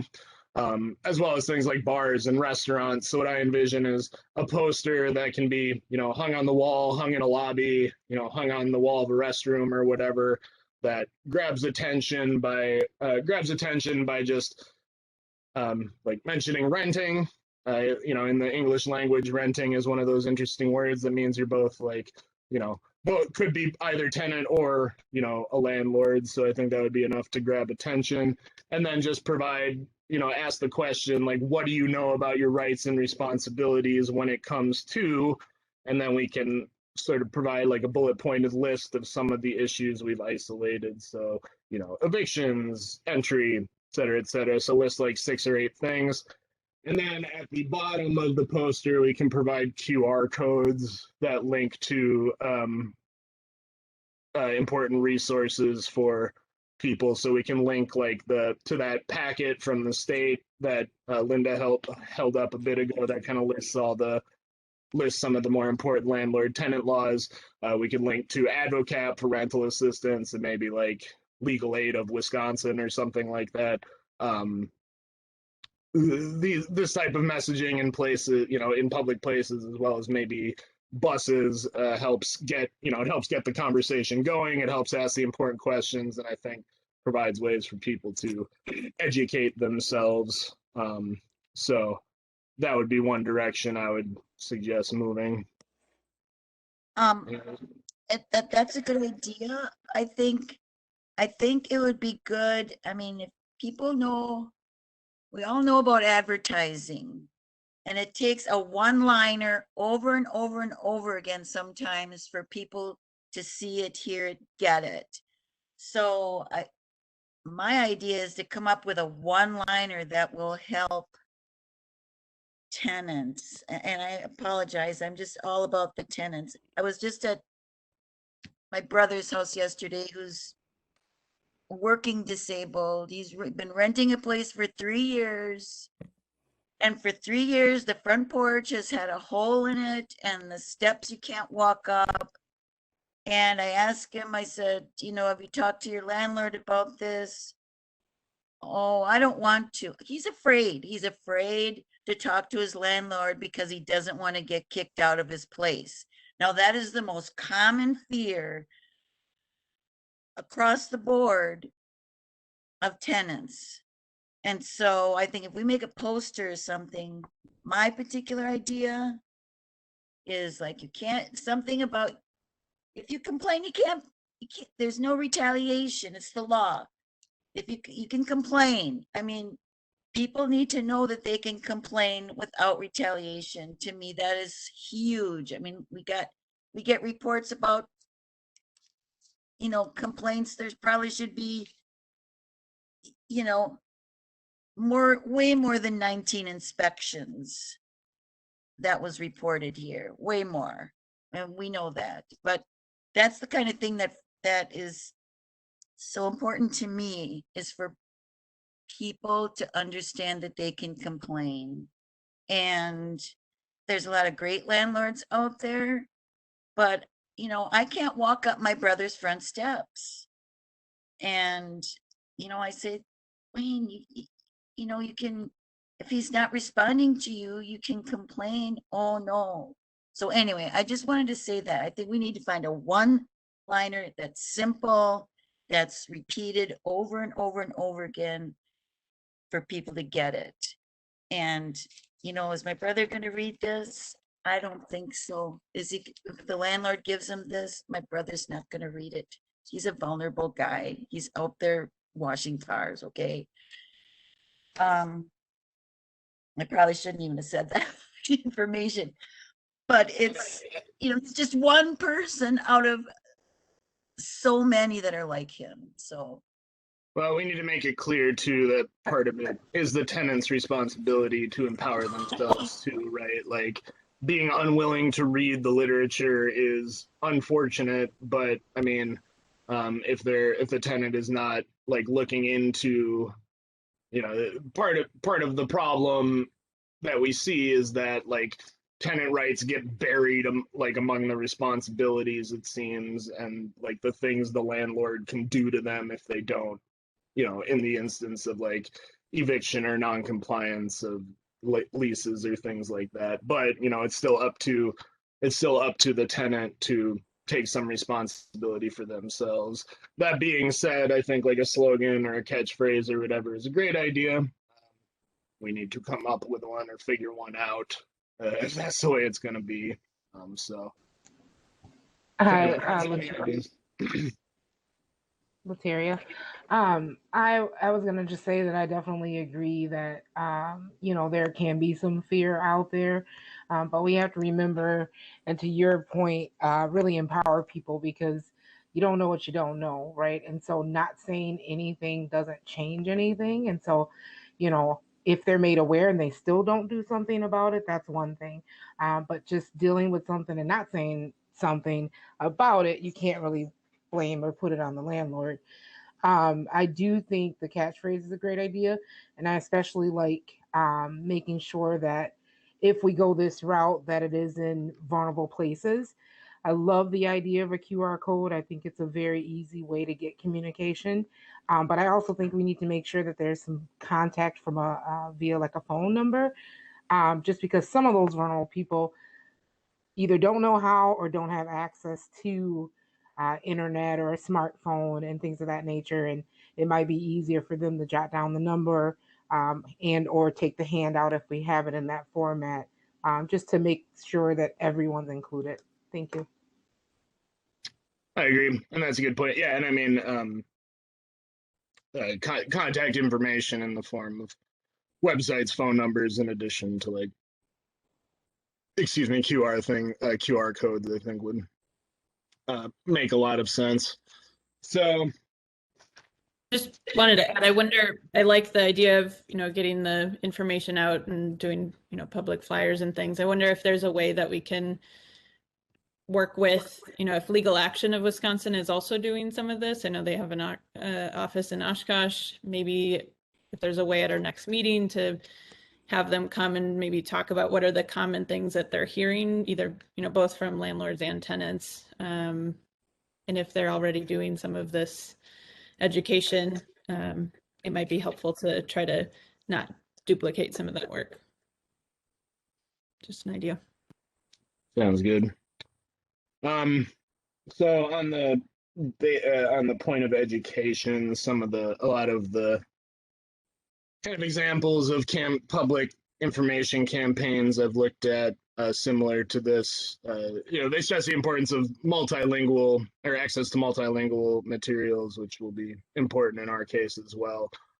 But also like coupling information with maybe trainings and seminars and things like that. Now, we do have Rent Smart around these parts, which is useful for a lot of people, but I don't think it necessarily like covers really a lot of some of the more specific issues that we see with things like communication, with how to handle like abusive or imbalanced relationships between the landlord and tenant, how to like a clear explanation of like what it means to, or what the tenant rights mean, and what kind of the legal process looks like for renters and landlords and things like that. So I think it would be a valuable idea to try and perhaps develop or offer or find people to develop and offer some sort of like seminars and trainings that can help focus on skills like communication between landlords and tenants specifically.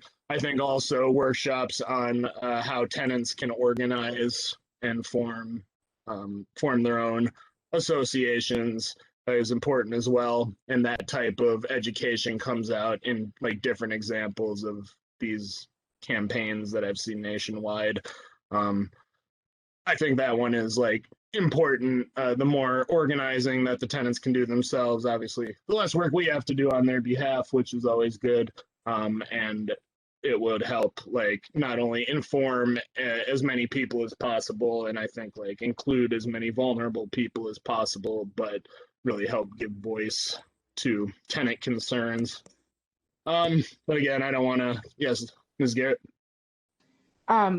Just a thought too, what about seeing how we could partner or really utilize the Oshkosh Healthy Neighborhood Association to really kind of help get the word out, because there's so many of those associations that we have all over Oshkosh. Just a thought. Some campaigns like doing they have like little door hangers that they put on different neighborhood associations during COVID, so they might know where the renters might be or rental properties. They could help spread that. Yeah, it's a good idea. Yeah, I think going to the renters in particular directly, I think, is important. And it takes a lot of legwork in that regard, but making sure that this information, like, again, gets in people's hands is important. And I think, especially in terms of making them aware that we are here, right, to like be concerned about them and to help them communicate with the city as well. That's a part of empowerment too. Could I just ask, Don, is the apartment association meeting? We haven't been, and we usually don't meet in summer, so we okay. plan on kicking off in September. And I'm already got some plans made that hopefully we're going to be addressing some of the supply of affordable homes. Most of your small landers are who are actually providing most of the affordable homes. And so I want to make sure we have the resources for them to continue to do that. So, and I've got something in the works. I can't say what it is because I don't know for sure it's going to happen yet. So, okay, I was just wondering in case there was a way to, if there was any training for landlords or information that. Well, yeah, that a lot of times I think that you could have a rental housing resource day, and you can teach landlord-tenant law to both renters and landlords at the same time. So I think that's a good idea. I think like you don't have to recreate the wheel. You can have different sections, maybe have the inspection department take an hour and tell them the common stuff that they see and how to correct it, things like that. But I don't think you have to have one thing for renters and one thing for landlords necessary. A lot of times it's the same.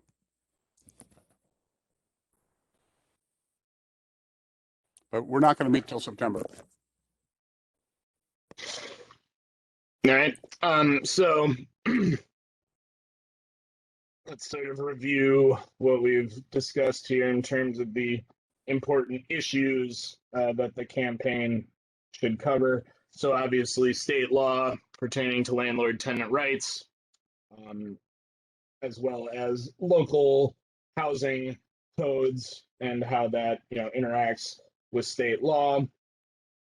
We should have also include information more germane to local ordinances, such as the rental inspection ordinance, such that everyone can be on the same page about that. And that has the added benefit of helping to counter misconceptions about the program, which I imagine still exists.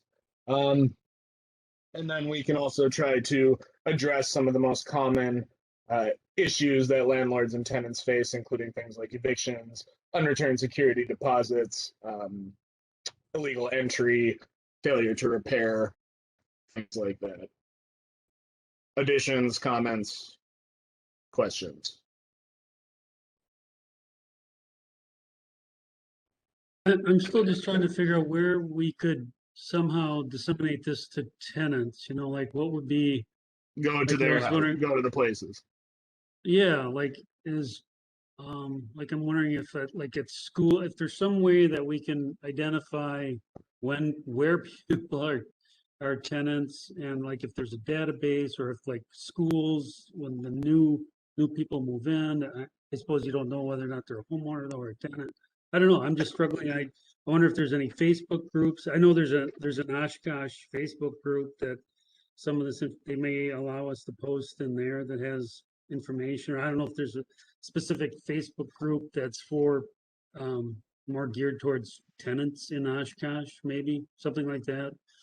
I'm just sort of struggling to figure out how you target specifically, other than maybe I don't even know. I don't even know if that's available. Who tenants are in the city? If there's an actual database of that. No, we know what we know what properties are available for rent if they were registered as the law requires. We also, and so we can like figure out kind of areas based on that. I think we can create again content like for social media to distribute, but that was also part of the having the combination of like physical things to hand out at say events as well as going to residences, speak like that's where the neighborhood associations could potentially help us out as well as anyone else is willing to walk for a while. And then the like posters in places where the tenants are, right? So buses, the lobbies of their buildings, gas stations, grocery stores, Thrift stores, Goodwill, St. right, thrift Vinny's. stores, places Yeah. where services are provided, the public library, and I think like in bars, restaurants, stores around town too. How do we send out the notices for the rental inspection education? We pick a section of the city to send out that information. Are those all rental addresses that the city has, or can we use that to do like direct mailings to tenants? Yeah, direct mailings could be an option, but Not that everybody reads their mail, but right. Well, I just wonder when we start up the inspection notices again, can we just include that flyer in that same inspection notice? I mean, it's just adding one more piece of paper. We've done the brochures in the past with those. So one that speaks to the ordinance, and then there's another one from the state, from Department of Ag, Trade and Consumer Protection, I think, that isolates. It's like the multi-page document, but a little more streamlined. And we have sent those out in the past, I think, with mailings. So that can definitely be part of the strategy. But maybe like your poster idea with the QR codes and the links, that could have a link to all of those different resources and things as well. Mm-hmm. Yeah, that was kind of the idea, is like have a code that goes to the state. The state law is another code that goes to like inspection services or something, like one for legal action of Wisconsin or AdvoCap or something like that. If we work on a poster is a great idea. There's got to be a funny picture on it that relates to what we want to say, because we want to grab people's attention, because the average Joe reads at a 6th grade level, and pictures are worth 1,000 words. So we want to put a funny picture on it, whatever that looks like, because something funny grabs people's attention rather than a serious one-liner or whatever. But they're, like somebody tripping up a porch or whatever, just something funny. People getting hurt, funny stuff like that. Yeah. Yeah, getting electrocuted, whatever, but having your hair all frizzed out. But yeah, because it gets the point across. Did this ever happen to you or whatever? But I think focusing on one thing first, like a poster, otherwise we get so scattered into all these dimensions. There's so many, places, people's things, that if we just tackle one thing at a time, whether it's the poster or a handout or I mean, I would agree. I think I just think having a strategy with multiple objectives when we start is important to then we can decide what the meaningful steps are. But we are kind of burning our time here. So are there any other, I think we will table this issue until next meeting. If anyone has design ideas, information, layout ideas, stuff like that, send them to Ms. Meyer, please. That will bring us then to item 15 on the agenda, which is the American Rescue Plan Act project recommendations. So this afternoon we were sent 2 documents that are relevant to this discussion. And I will give it over to city staff to. Yes, thank you. We received those documents from the city manager, who said he would like to solicit any kind of ideas or recommendations from all boards and commissions from the city, as well as nonprofits, as well as individual citizens. So I wanted to make sure you were aware that this is being offered right now. And I can't tell you too many details as to how this is all going to work, because I think they're creating it as we're working on it here. But the proposals need to be written down and sent to the city manager by early July. So you've got some time to work on something. I don't think the board or commission, rental housing advisory board necessarily needs to make a recommendation. If you want to, that'd be great. If you could come up with a project and say, this is really important to rental housing, or you could think about it and fill it out in your leisure and send it to Ms. Meyer or myself, and then we can get it to Mr. Roloff. And if it gets to that point, if we need to come back and get an endorsement from the board or commission, we could probably do that at your August meeting. So I just wanted to make sure you had an opportunity to fill this out before the July deadline.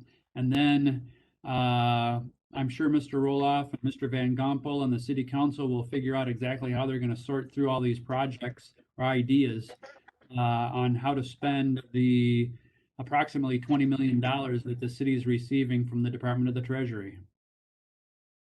And I think there's, yeah, Ms. Erickson, we talked about this at council last night, and maybe there's something you can add to that.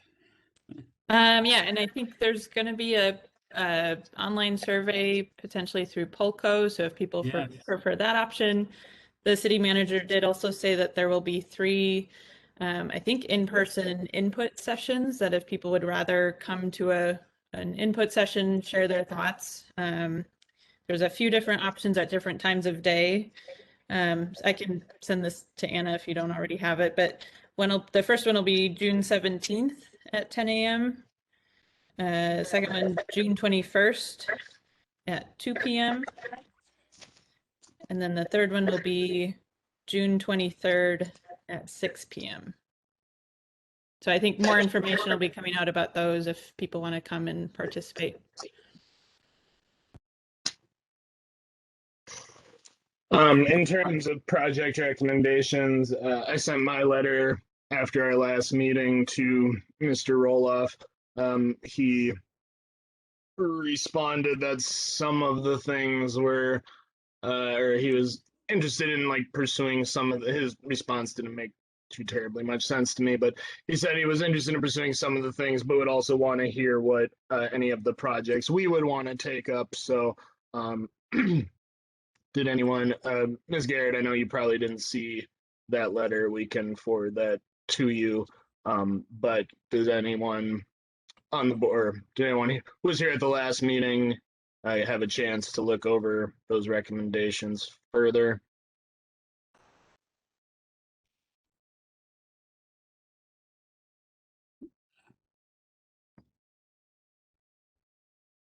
I'm sorry, I was distracted by an email that came in. Could you repeat the question to me, please? Oh, I was just asking the board if they looked over the letter I sent to Mr. Roloff with suggestions for relief fund use. I didn't look over it because I read it initially when it came out, but I didn't think there was anything else that was going to happen with it. So I kind of went to the back of my memory. So I don't even recall what was in there. But in terms of, the current response, I mean, we just talked about doing a poster or something. I mean, there obviously would be some costs associated with that or direct mailing to tenants. Do we want to make that as a recommendation, or do we have that ability right now, or is? I think that's a good idea. I don't know necessarily that it will be approved if funding can be used for like the specific project, even if, our work generally falls within what the funds can be used for. But yeah, I have no problem with asking for money to like create this information campaign. I think that's a good idea. Are there any parameters of how this money can be used, Lindsay? Yes, and I was actually just trying to pull up what the city manager sent us. So there's a few different categories that we can use the funding for. So one big one is infrastructure. So some examples of that would be like broadband access, lead pipe assistance, different kind of like infrastructure improvements. The other category is social service or nonprofit relief. So that might be providing funding directly to, some of the shelters or transitional housing, any nonprofit working on anything that we can kind of tie to, I think, COVID impacts. Another category is revenue loss recovery. That has to do more with kind of room taxes that were lost because of COVID, property tax, lost revenue. Then there's business assistance. So it's very, to me, it's kind of broad. If we can make it fit, I think we could fit within the social service nonprofit relief section. So Yeah. I don't know if that's I helpful. agree. I think we can probably argue that we're helping those agencies carry out their mission better or something like that. What does the apartment association want to see? Well, I would like to see a bigger, one of the problems we have with affordable housing in older neighborhoods is the rents aren't sufficient to rehab these older properties. I mean, there might be a couple $1,000 at best left over at the end of the year on an apartment, and as a return on investment. And the old house might need 20, 30, $40,000 worth of repairs, and the numbers aren't there. I wouldn't even mind seeing, and this is just tossing it out, something that really simple of just rebates for putting in windows or a rebate for doing this, rather than having a really lot of paperwork. Doing certain repairs like a new higher efficiency furnace or something like that, and you get a rebate from the city, something that would be very easy to understand and implement. But that's just a brainstorm on my part. That's all. Do you not feel that the existing like programs that provide low interest loans and things For what those aren't being used hardly at all. And right, but those don't cover those, like, don't those already cover those types of? Yeah, I don't know, but I don't know. Those programs for rental, other than big developers get, a lot of attention. The small guys aren't involved with that very much. And I think they think there's too many strings attached. And so I think you can count on one hand how many rental rehab loans are given out to a small business landlord every year in Oshkosh. And so I'm just trying to come up with something that would actually make it happen quicker and easier, because right now most people have low interest loans, they'll just go to the bank and get it, and not have to worry about going through, a lot of paperwork and a lot of bureaucracy to do it, if they do it at all, because the rents aren't sufficient and the property values weren't. Now that's drastically changing. I mean, our property values are going up in those older neighborhoods. A lot of times those old duplexes, they didn't have a loan to value that you could even borrow enough money against them to do it. And even the city was aware of that, because they were allowing sometimes to borrow up to 120% of what the property's worth. And so there's a lot of things going on right now. But I do think Yeah. You think what? Go ahead. So rebate I programs. I just think that, taking another look, or even, I even talked to Lindsay, even a Windows program would work out. Most lead poisoning isn't coming from pipes, it's coming from old windows. You get energy efficiency. Maybe, again, Tim, I'm not got something written down. I'm talking off the top of my head. And, some of those type of things would be worthwhile things to look at. Well, I think those are problems that perhaps existed before COVID. I don't know if to what extent COVID directly Yeah, but exacerbated landlords' that's inability to say repair windows. I mean, we have to remember that the funds are. So when I meant what did you want, I meant what did you want the funds to be used for? Like what are the well, but problems? yeah, you have to understand that to have affordable housing, if you have an affordable house that, We're not talking wait, about wait, affordable housing. We're talking about COVID relief funds, right? okay, but Lindsay brought up lead paint replacement, pipes replacement. So I thought that would be, windows would fit in that. Yeah, and I don't think it has to be directly COVID related. Yeah, but we'll get more clarification. Well, yeah, Alan, I'm do you- just, that's Alan, do you- that's just my 2 cents, Tim. I'm not putting it out there to be evaluated, critique. You just asked me off the top of my head, and that's what I told you. Okay. Alan, do you know how many rental housing loans are actually being used? Or, are there excess funds? Is it being used a lot? It's not being used a lot right now because when you use either the CDBG funds, you have to monitor the tenants for their income for like 15 years. And then it does take a match from the landlord. It's not a grant or anything. It's just a deferred loan. And so it's been a lukewarm type of reception. If you want to sweeten the pot with any kind of grants or change the rules, this could be a fund that could help do that, is my impression. Yeah, I mean, I like Don's idea about simplifying it, and I do think that as I've looked at the program, and it's a great program, but it comes with those strings of it's just more paperwork, bureaucracy. I do think maybe one of the things that landlords worry about the most is that it's rent restricted to people below a certain, I don't know if it's 80% or 60%. You have to verify the rents, you have to provide the documentation. So there's all this documentation, and if that piece of it could be eliminated, and then also maybe, I'm not sure what the rules are in terms of getting bids from multiple contractors, things like that, but if that can be also taken off the table and it could be simplified as more of like what Don said, just a simple rebate program, that would probably get used more and it would solve more problems. And so I think it's a good idea. The reason I said the windows, I've worked with the health department to try to get grants, which is very difficult to do.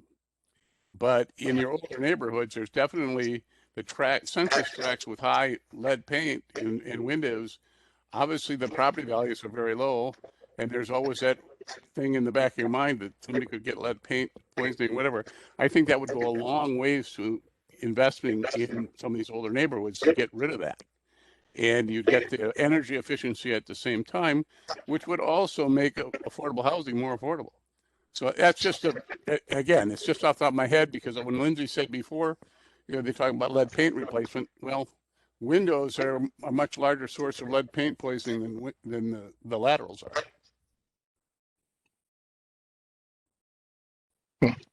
Again, it's just talking off the top of my head. I'm just brainstorming.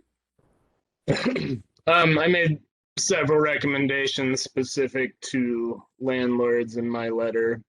Mr. Lord, did you have any specific comments on those recommendations?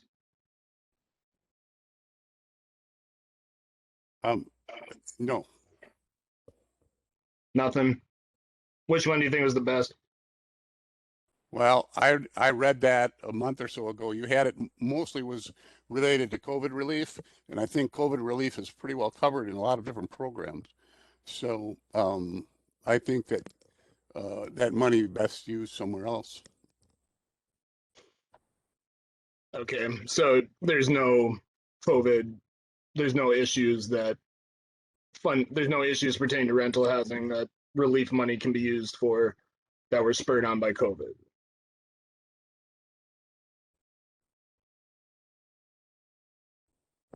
Well, we've had the huge amount of money that's there to pay for rent and energy assistance is there. And so as far as, we have a huge lack of affordable housing. And I just thought if we have that money and that would be some way to improve that, that would be a good idea. I mean, right now, I think our vacancy rate is running at less than 2%, and a healthy rate is probably between 5 and 7%. And so that's, that's kind of my focus right now is creating, higher quality and quantity of affordable rental units. And I thought this money could use fairly broadly. And so that's what my recommendation was. Again, it's just it's just a brainstorm, like these rebates would keep it very simple. You don't have to 15 years later still want to make sure every time a renter moves in there, they qualify. I've already been in these type of programs before. Sometimes they work well, sometimes they don't. Okay. Some things I mentioned were to create local eviction mediation programs to help resolve disputes in housing that were spurred on by COVID, help to subsidize the mortgages for landlords that own single family dwellings and or a limited number of multifamily units in order to help like the truly most vulnerable mom and pop landlords, establish a tenant legal defense fee to help guarantee their representation in court, even if the number of judgments is still relatively low. I mean, we've seen the number of filings skyrocket, which means that more tenants will be more in need of assistance, and then help to further subsidize, if needed, the rent, the rental assistance itself. I'm all for mediating, but I don't think evictions have skyrocketed. Eviction filings have doubled from April to May. We saw that a few minutes ago. Okay, April to May. Yep.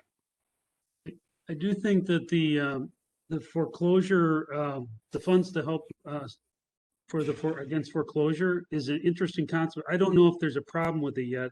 I was on a conference call this morning where they're talking about, foreclosures there's also been a foreclosure moratorium essentially. And so there is talk about when that ends, that there's a possibility that there could be mass foreclosures and the people that are going to have the biggest problems are going to be smaller mom and pops, and then those are going to be gobbled up by larger investors. I don't know if that's going to actually come to fruition though or not, and I don't know if that we have good data on that, but I do think it would be a good use of the funds if that actually is a problem. I just don't know how we determine whether or not it's a problem. My research supports that it probably would be. I mean, if you didn't look at the letter at all, it hurt my feelings a lot because I spent a lot of time putting it together, especially the reference list. I'm not blaming anyone. I'm being, jovial or whatever.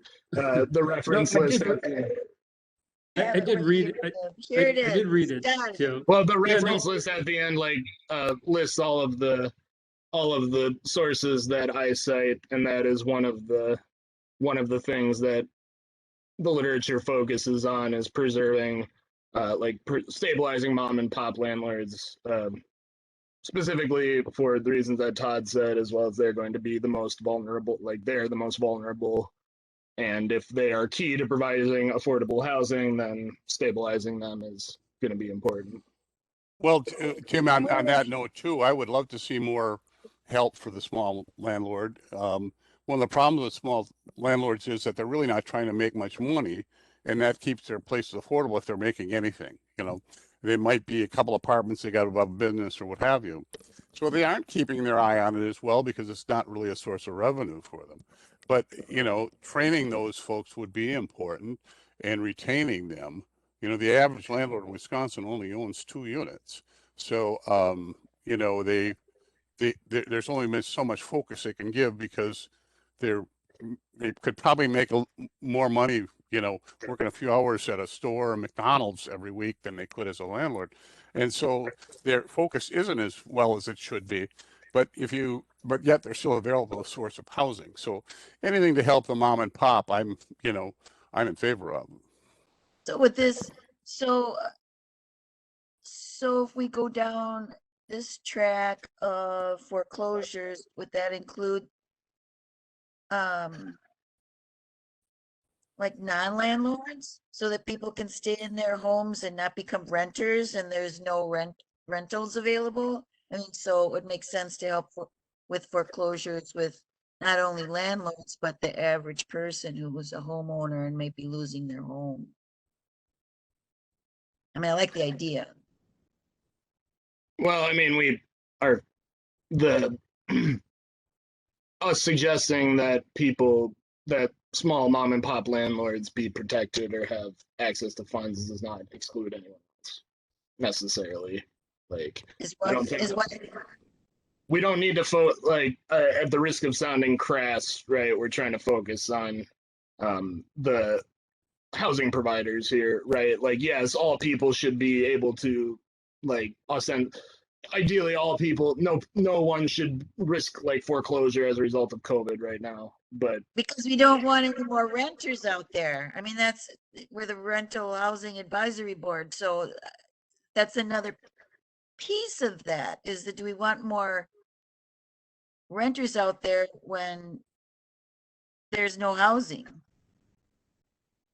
You see what I'm saying? So to help everybody would be our responsibility, I would think. So anyway, I just wanted to say that.